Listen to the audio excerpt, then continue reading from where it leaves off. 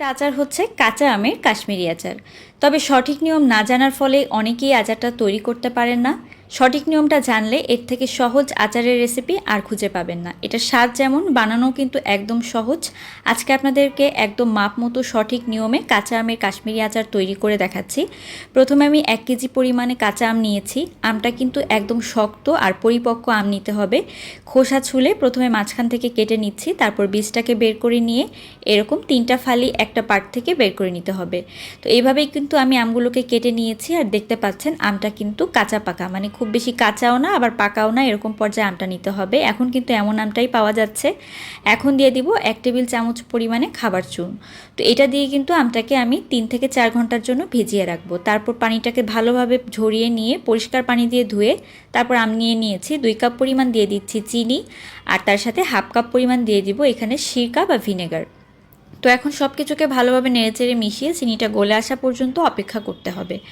তো আমি এর মধ্যে দিয়ে দিব একটুখানি আদা কুচি। আমি 2 টেবিল চামচের মতো আদা কুচি এখানে ব্যবহার করব। আর আদাটাকে কিন্তু একদম চিকন করে কেটে নিতে হবে, যেমনটা আপনারা দেখতে পাচ্ছেন। তো আদা কুচি আমি 2 টেবিল চামচ দিয়েছি, আর দিব এখানে শুকনা মরিচ কুচি, তবে সেটা কিছুক্ষণ পরে। তো এখন ভালোভাবে চিনিটা গলে আসা পর্যন্ত অপেক্ষা করব। এখন আমি এখানে শুকনা মরিচ এরকম গোল গোল করে কেটে নিয়েছি, আর ভিতরের যে বীজটা সেটা কিন্তু ফেলে দিয়েছি। তো এখন আমি মরিচটা দেওয়ার পরে ভালোভাবে এটাকে নেড়েচেড়ে মিশিয়ে অপেক্ষা করব যতক্ষণ না পর্যন্ত আমটা সেদ্ধ হয়ে আসে। যখনই আমটা সেদ্ধ হয়ে আসবে তখন যেটা করতে হবে, চুলাটা বন্ধ করে এভাবে এটাকে সারা রাত রেখে দিতে হবে। তো এইভাবে সারা রাত রেখে দিলে হবে কি, এই আমটা একদম গলে যাবে না, শিরাটাও বেশ ভালোভাবে ভিতরে ঢুকে যাবে। এরপর আমি যেটা করব, এই আমগুলোকে কিন্তু শিরা থেকে তুলে নিব। শুধুমাত্র শিরাটা থাকবে, আর আমগুলোকে ভালোভাবে শিরা থেকে তুলে নিতে হবে। এখন এর মধ্যে আমি আরও 2 কাপ পরিমাণ দিয়ে দিব চিনি।